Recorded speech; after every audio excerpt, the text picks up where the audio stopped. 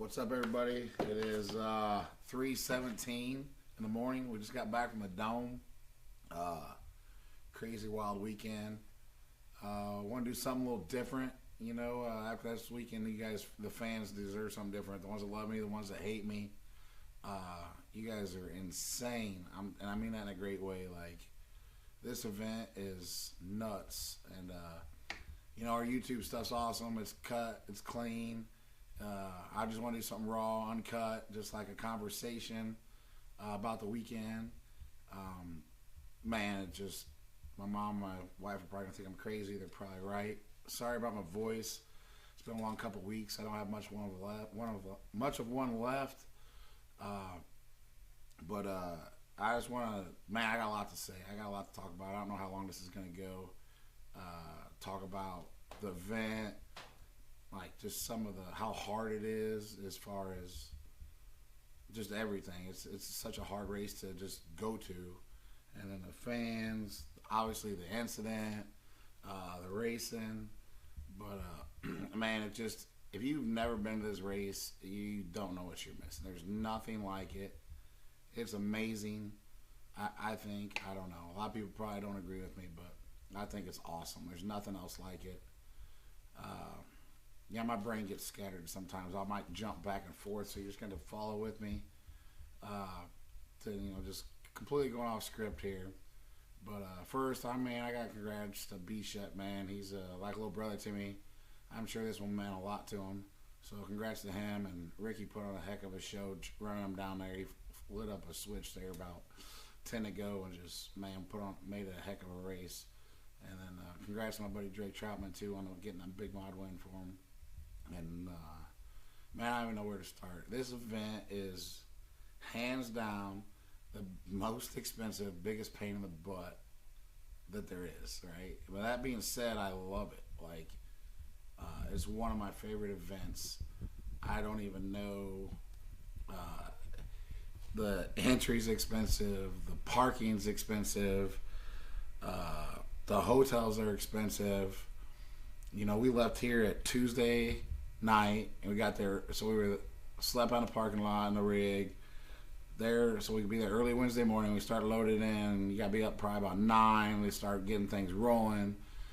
Like, it is a total pain in the butt. Like, it really is. Like, you got to unhook, park outside, get parking passes, carry your bags to the hotel. It's just a lot. Like, it is a long week for anybody. I don't care if you're the biggest team or the smallest team. It's hands down the hardest, most expensive event of the year. And for it to still be like my favorite event or one of them, that tells you how awesome it is, because it's a logistical nightmare. It is. Like, we can't take our t-shirt trailer, so we got special carts. You got to unload t-shirt trailer in all these carts and then get them upstairs, set up a separate booth, and then you got to do it all again when you get home. And so your race rig's different because all your shirts are in there, and it's just a lot. And then the car, you got to have good stuff, and better be bulletproof because it's going to be hard on equipment. The crew guys, we got to go outside to fuel up. You got to keep your fuel outside. Like, they run their butts off. There's no good quick, easy way to get nothing. And they got to run upstairs to see the race, run back downstairs to park us. It's hard. It takes a lot of people. I feel like a lot more people to do this race than you do like at a normal race. Like, and you don't have, it's quick turnaround stuff. But man, it's just a crazy event, dude. They've done a phenomenal job. I feel like this was the best one they've had, especially time-wise, right? Like, I felt like the show was ran a lot more timely manner than it has been. I felt like the track was probably the best it's been as far as, like, all weekend long. Yeah, it got a little rough, but it definitely wasn't near as rough as it has been. It was still pretty racy. Obviously, I think that was probably might be the most cars that ever finished. I'd have to,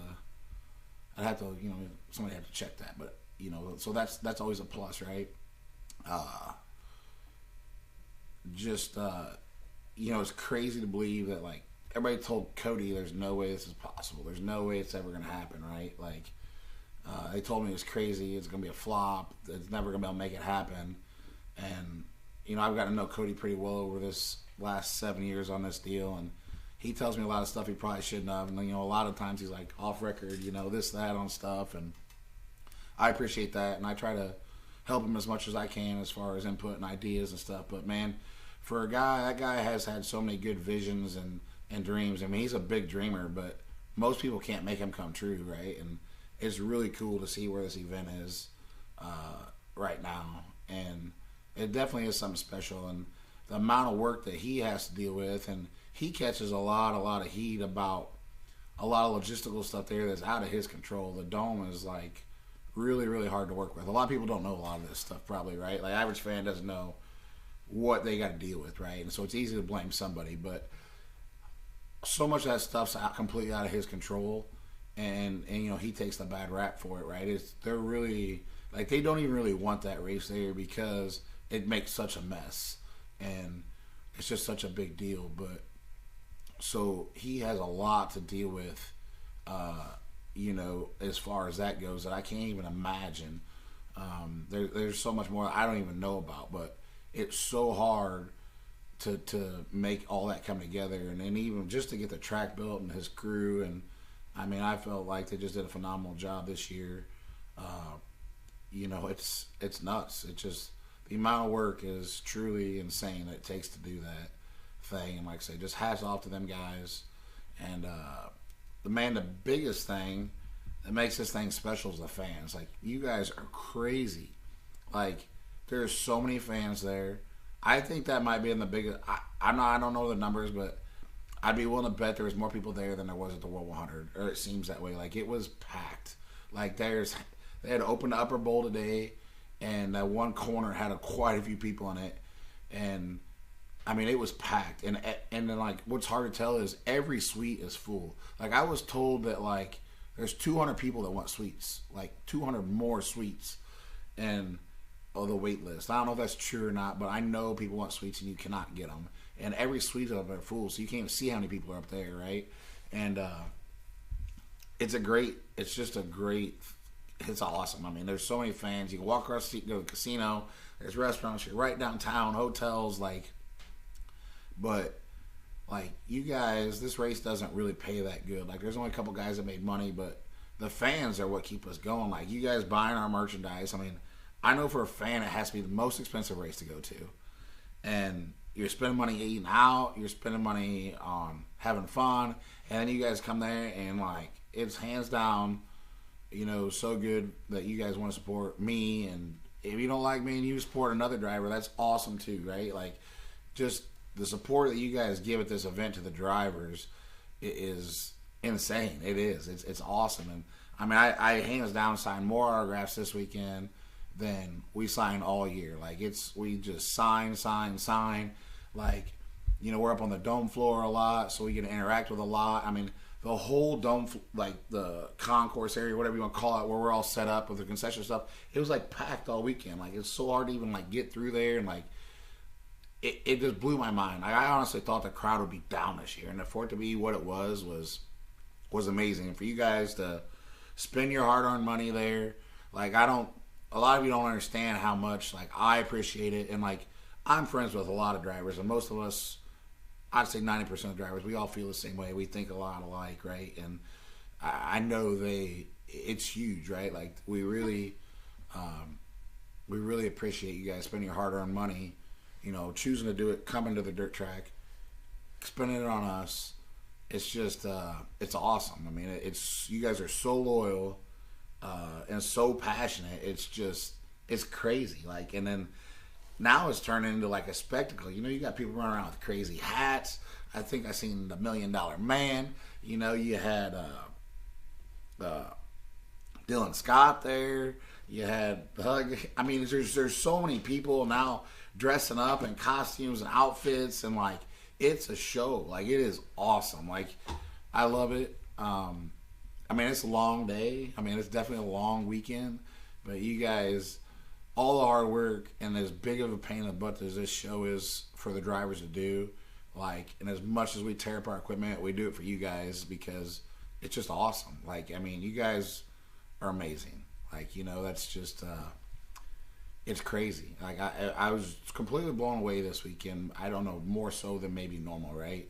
I don't know why, but, and even like me and Sheppy talked about it, and me and Super Shep were talking about it, and like just other guys, like, I talked to Gerald from Arizona about it today. It's just, you guys are amazing, right? I guess maybe there's nothing else to do in December if you're a dirt track fan, but like I'm telling you, there's people from New York, like I think there's some people from like Wyoming, I know Minnesota. There's a lot of people from down south. Obviously you got drivers coming from Texas, Mississippi, Alabama. Like, it's nuts. And then there's so many sponsors that are there. Just big sponsors, right? Whether they're car owners or product sponsors or stuff like that. Like, it's just truly grown to be such a big event, right? And just to see a dream come true and the fans are the ones that make it happen, that's just awesome, And then, now I don't even know where else I want to go with this. Obviously, we kind of broke Facebook there with our controversial, incident with me and Carson. And, I just want to let you guys in my head, let you know how I think, what I see, what I feel. Like, you might like me, you might not, you might disagree, whatever. I don't care. I mean, but I just want you guys to know, like, how I think and how most drivers think. And because you are so passionate, I feel like you guys deserve this. Like, it's crazy, right? So, like, I work my butt off. Like, I never thought I was a very talented driver. I just work really, really hard. And, we've had a phenomenal year. And I went out, we drew a pretty late pill numbers, and we still qualified second in our half. Put myself in a good position there. And I don't know Carson at all, right? We actually met and talked a little there today and last night. But I don't know a kid at all. Like, I just know he drives trucks and he's drove a little bit of dirt here and there, right? I've seen him. And then, but it just, I don't know. Some of you fans, I don't know what you watch, though, too. There must be the ones that hate me. But, like, anytime there's a Delaware double file restart, right, it's not really a good deal anyway. So, let me explain this. The leader's supposed to be out front. The second row is behind him. Constantly, the guy on the inside's creeping up a lot of times, right? Sometimes the guy on the receiver's yelling at him, get back, get back. Sometimes they let him creep up. Well, I'm leading. I know. I just want to let a guy have an open lane when I'm the leader, whether it's the top or the bottom. So, like, 95% of every Delaware double file restart you will ever see, you got to kind of get up in front of the guy on the outside lane and you turn down the track. And if you race dirt, you know that's how it works. And once in a great while, if the track's just super top dominant, you might be able to carry momentum and run on top and not leave it open. The other aspect of this is, it's not like NASCAR. NASCAR, the leader has to be leading at the stripe, right? Even though you start side by side, the leader, you can't pass that leader before the stripe or they're going to penalize you. It's not that way in dirt racing. They will just let it go. So there's no way you're just going to like wave a guy right by you, right? So you're doing, the track is however many feet wide, and even as narrow as the dome is, it's still way wider, and you're trying to hold two cars behind you. That, I'm not saying he's disrespectful. Respectful drivers, they get as close as they can, but they shouldn't creep up on you. And that's my opinion, right? People do it. And it just, so it's lap one to start with, right? And I go down the track, and obviously the video, I want to say this. I'm not crying. I'm not complaining. I didn't cry. I didn't complain then. I don't care if you think I am. I'm just telling you the facts, how it is, and how I think. And just so you guys know, just for your information, and you might think I'm right, you might think I'm wrong. That's great. But I just want you to know how drivers think for the most part, and what goes through our mind and what goes through our heads. So I wanted to clear that up first. And I never cried. I'm not a crybaby by any means. Might say the truth a lot. That doesn't make me a crybaby. So anyway, obviously I'm out front. It's one lap in, and they put me out front, and I start the race, and instantly as I'm turning down, he's in my left rear tire. Well, the track's slick. There is no grip. So as soon as he touches me, I felt it instantly. Like, sometimes when the guy hits you in that left rear, like a lot of times with the way our spring steel and stuff is, we don't even feel it. Like, guys they can have that thing watered all the way up, and you might not even know they're touching you. And sometimes, you feel a little bump. Like, it felt so abrupt in my car that I felt like his nose actually climbed up over my tire, and we were hooked together, and I thought I came unhooked from him. That's how bad it felt in the car, right? So as soon as he touches my tire, I lose all grip. And that's why he's in the gas, in my tire. It's turning me sideways down the track. Harrison doesn't even know this is going on, but he fires because that's what he's supposed to do. And when he hits me in the left rear, my tire pretty much instantly goes flat. Tail comes up. That's when Harrison hits me because I have no traction. I mean, he did nothing wrong at all. And yeah, it's racing, whatever. I mean, it's a bad deal. And I don't know. That is exactly what happened right there. Well, people want to say I ran him into the wall or Harrison hit me first. That's not what happened. He touched my left rear tire, break all traction. He stays in the gas. It turns me down. That's why it looks like he's pinched to the wall, because he's in my left tire turning me down the track, right? And then, so obviously I know before I'm even at the flag stand, my tire is flat.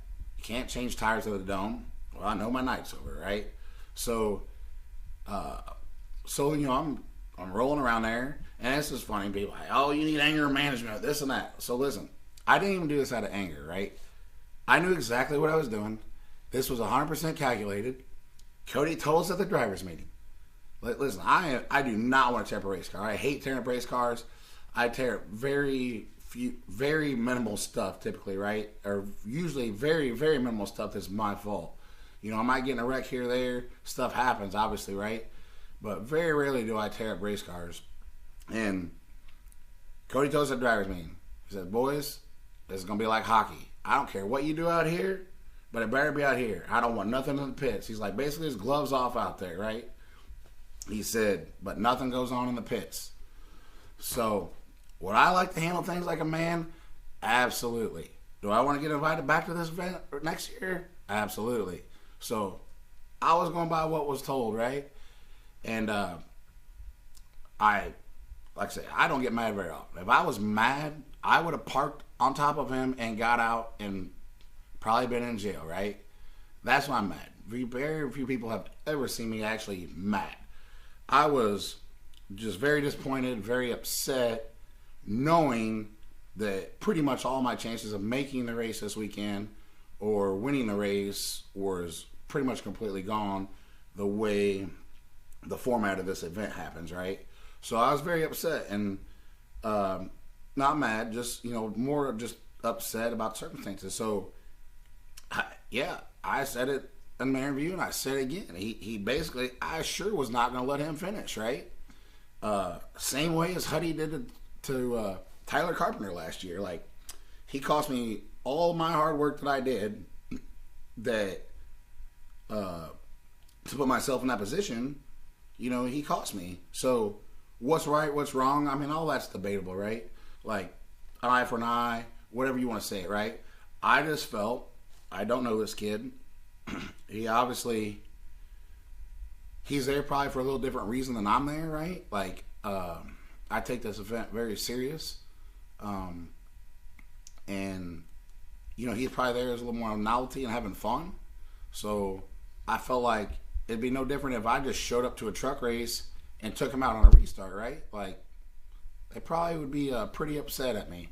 So, I just was making sure he wasn't going to be able to reap a reward by flattening my tire, basically, right? And was it a bonehead move? Absolutely. Am I proud of it? Hell no. I hate that. I hate when I see other people do that. I don't think you should do it. I know it was stupid. I know it was a bonehead move, right? But yeah, I did it because at some point, you can't just let people run you over. Let alone a kid I don't know that on lap one. Like, listen, me and this Harrison, we bumped and rubbed all summer long, throwed elbows on this Mars tour, slide jobs, raced the balls off each other, right? That's just hard racing. I love racing hard. That's great. But it's hard for me to tolerate. I'm not calling him stupid, right? But that was a stupid move. And it's hard for me to tolerate that for what it cost and justified, right? And I just, like I said, I made sure that I felt like I did what I had to do at that point to make sure he wasn't going to reap a reward from what he cost me. And like I say, 100% agree. Stupid, bonehead move. Shouldn't do it. I hate it. But what else is a thing? They're not going to put him in the tail if he kept going, right? So I don't know who wants to be the referee, where you want to draw a line. That's always been debatable in our sport, right? So that's part of what you fans love about our sport, right? You guys love seeing this and that, right? A hero and a villain or whatever you want to call it. But I've raced for this as my 22nd year in the late model. I think 21 or 22 years in the late model. And that's only the second time I've ever done that in my late model career, is hit somebody on the track under yellow, right? So it's definitely not a frequent thing. And like I said, I am not proud of it, and that's definitely not how you should race. But I did it, right? I own it. I did it. I knew exactly what I was doing. I did not do it out of anger. It was 100% calculated. And it's like there's no intent on hurting anybody, right? We're going 10 miles an hour under yellow flag there, like maybe 5 miles an hour. We're barely idling around there. I ain't square for his left rear. It just so happened my fender climbed up over his left rear tire, right? Got up close there. Listen, nothing's going to happen. We wreck these cars at 120, 140 miles an hour at Eldora, flipping like crazy. And 9 times out of 10, everybody just walks right away. So these cars nowadays are extremely safe. There's definitely was no intention on hurting somebody, right? I don't know if I did any rear end damage to him, but I tore off a $100 piece of sheet metal and probably another $150 worth of stickers, right? So you go back that, he hit me so hard it destroyed my wheel and it ripped the 4-bar plates out of the car. So if you don't think he hit me hard, he definitely hit me hard in the left rear, right? But like I say, I just want you guys to know how I think, why I did what I did. Not crying, just stating the facts. You might disagree with me, and like I said, it's definitely a bonehead move, right? I agree with that, but I own it. I did it, and there's lots of drivers that's done the same thing, and it's going to keep happening. Like it's part of our sport, right? So, but definitely, no driver ever intends on hurting somebody. Assault with a deadly weapon, nah. You guys are crazy, right? It's not how it is, right? If you wanted to hurt somebody, you'd actually hurt them. That being said, they were staying at the same hotel as we were. Kind of got to talk a little bit last night, and it's all cool. They were kind of a little joking around. I actually wore his shirt today, and I think he wore my shirt. I didn't see him in it, but we made a little deal. We changed shirts. It's all good. We understood, and it's racing. At the end of the day, it's racing. But like I said, that's why you fans love our sport so much, because it's racing. That's another thought I had. So that's pretty much all that incident, right? I feel like I covered that pretty well, my point of view of it, and hopefully it doesn't happen again. Hopefully, I hate doing that. I don't want to do that ever, but sometimes you got to, right? And I just felt like that was the time I had to, and but somehow I was skipping around here, man. I gotta say, like, this event, it's so crazy. And I know it's technically in Missouri, but I consider this an Illinois event, hands down. And to me, it's like definitely on the bucket list, right? Like, I want this thing bad. And I know Sheppy wanted it bad. I mean, it's that awesome that we made this thing that was an illusion, a dream, not a reality, come to what I think is maybe the coolest event that we have. So I definitely want to thank the fans for that. Whether you love me, whether you hate me, if you're passionate about our sport, and not all the haters that were blowing me up on Facebook, that's awesome. I think it's great. I'm glad you're passionate about our sport. I'm glad you want to spend your time watching our sport, spending money on our sport, even if it's not for me. I'm just glad you guys are a part of our sport. I hope that with this video, maybe, you still don't like me. If you don't like me, you don't like me. But I just want you to know, this is how most drivers think, not just me, right? I would say 95% of the drivers probably feel exactly like I do and would say the same thing. I just want you guys to know more candid about how I feel about the event, everything. Just what kind of goes through drivers' heads, how hard some of this event stuff is in reality, right? Like, and just how special that the fans have made it. Like, you guys have made this event like 100%. It's all on you guys, and then that makes us want to go out there and just put on one hell of a show for you guys. And I feel like every year you get a show at the Dome, so that's awesome. Another thing, if you guys haven't went to our YouTube channel, please go check it out. Like, subscribe. You don't know how much that helps us. You also might not know, like Facebook, if we link up a YouTube video or really mention YouTube and like type, they don't put it out there. They don't want you guys to see it because they don't own it, right? So you got to kind of actively look for it. So that's kind of a downfall. And, you know, there's other guys too, you know, like check out Hunt the Front, check out Brandon Shepard, check it out. There's so much out there for everybody, but like I said, I'm just glad you guys are part of our sport. I also want to give a shout out to Super Shep. Man, he was bad fast. He had terrible luck. Miles Moose was bad fast and had terrible luck. And then Will Harrington, same way, man. Them three all kind of were in the same boat as me, I feel like, right? They all had bad fast race cars, and just the circumstance of the race, it didn't go as well. I did talk to Cody a little bit. I feel like we need to tweak this event. As much as I love this event, they keep making improvements, and here I am skipping around again, but they keep making improvements and getting better. But I definitely still feel like there's a lot of room for improvement on the formats, on stuff, and I think Cody maybe seen some of that this year with that, whether we go to a point system like Eldora does and re-rack Saturday by points, or change around the qualifiers a little bit or something like that. But like I said, I just want to do this for you fans. Thank you so much. I love all you guys' support. It means the world to me, and I know from the other drivers, the support you guys give, it's just awesome, and we really appreciate it. And I hope you guys enjoyed this. Probably a little more Kenny Wallace style, you know, just spouting off what he thinks, like talking like you're in person. And if you guys like this, maybe we'll do some more of it. It was kind of a spur moment thing. I had a 2.5 hour drive home and wasn't really tired, and I'll probably get yelled at by mom and the wife, but you know, whatever.